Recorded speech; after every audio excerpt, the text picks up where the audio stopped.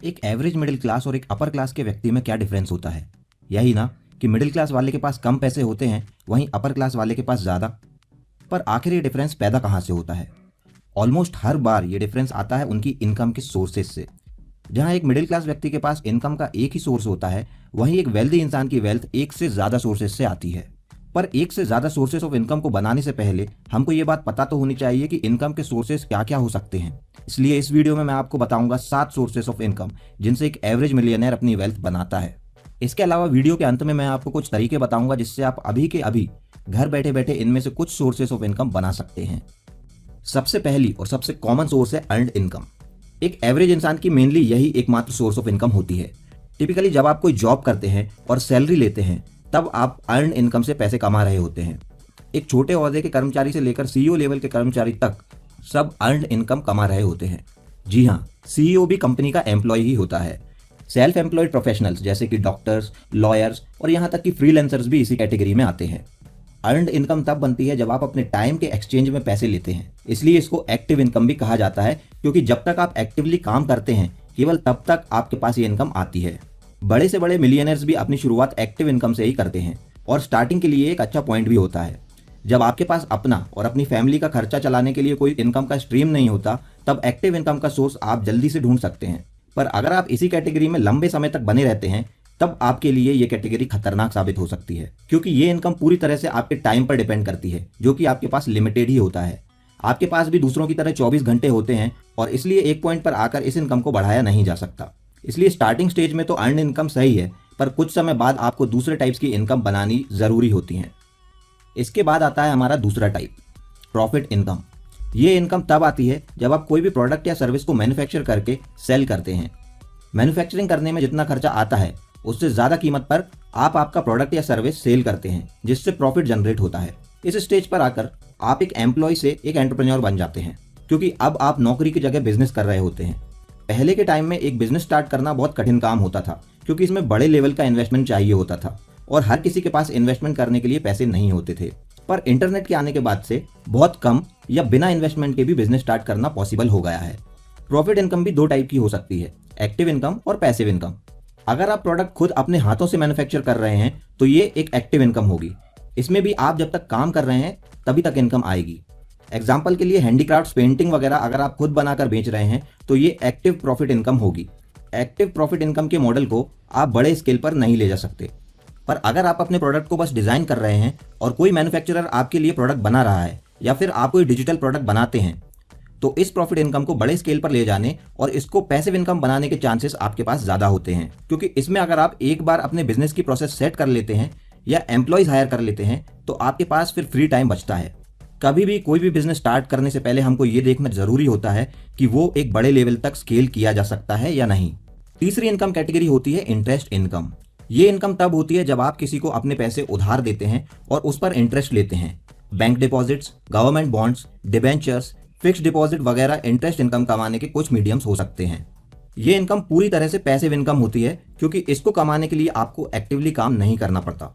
अक्सर देखा जाता है कि आप जो पैसे लेंड करते हैं उस पर ज़्यादा इंटरेस्ट तो नहीं आता, पर आप सेफली अज्यूम कर सकते हैं कि यहाँ से आपको एक स्टेबल अमाउंट में रिटर्न्स मिलते रहेंगे।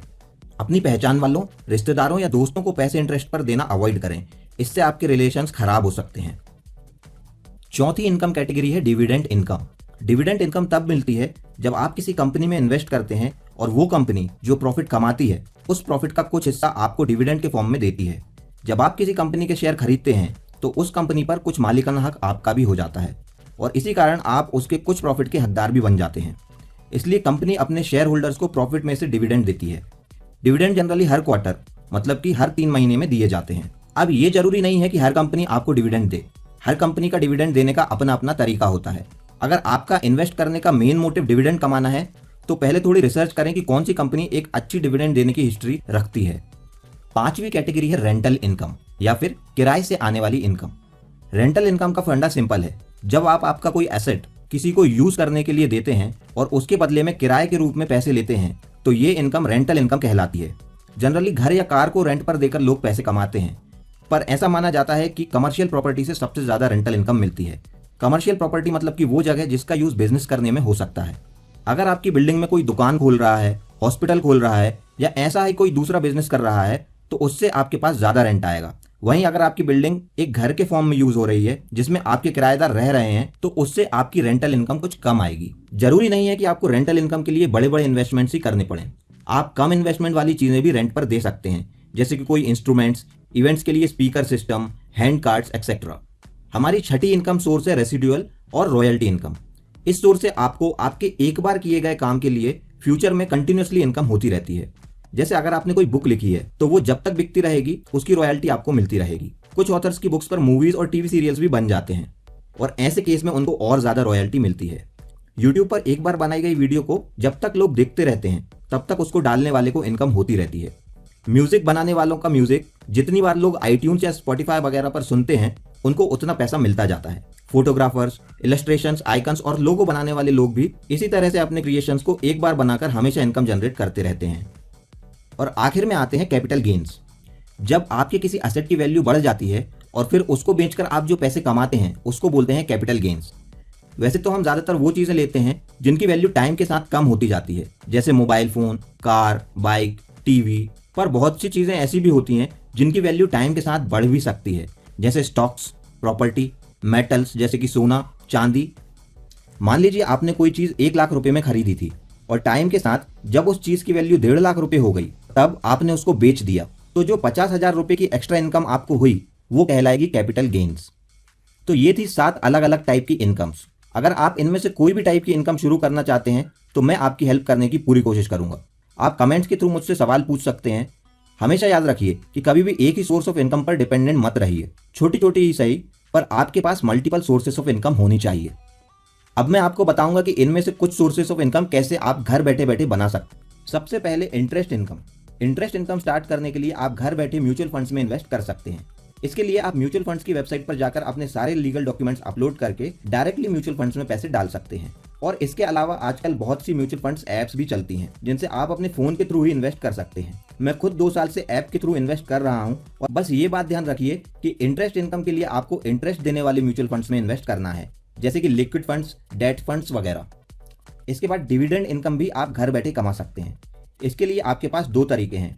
सबसे पहला है डायरेक्ट स्टॉक्स में इन्वेस्ट करके और दूसरा तरीका है म्यूचुअल फंड्स। डायरेक्ट स्टॉक्स में इन्वेस्ट करने के लिए आपको डीमैट और ट्रेडिंग अकाउंट खुलवाना पड़ेगा, जो कि किसी भी स्टॉक ब्रोकर की साइट पर जाकर खुल सकता है। और म्यूचुअल फंड्स का तरीका मैं आपको पहले ही बता चुका हूं। बस डिविडेंड इनकम के लिए आपको डेट फंड्स की जगह इक्विटी वाले फंड्स में इन्वेस्ट करना पड़ेगा। रॉयल्टी इनकम का सबसे बढ़िया तरीका है कि अगर आप लोगो वगैरह बना सकते हैं या कंप्यूटर पर ड्राइंग करने में माहिर हैं तो शटर स्टॉक, कैनवा वगैरह जैसी साइट्स पर अपनी बनाई हुई इमेजेस को शेयर कीजिए। और अगर आप किसी सब्जेक्ट में एक्सपर्ट हैं तो यूट्यूब चैनल स्टार्ट कीजिए या यूडेमी जैसी वेबसाइट पर अपने कोर्सेज अपलोड कीजिए। तो इस वीडियो में अभी तक के लिए इतना ही। मेरे इस चैनल को सब्सक्राइब जरूर कीजिएगा, आगे और भी ऐसी ही नॉलेज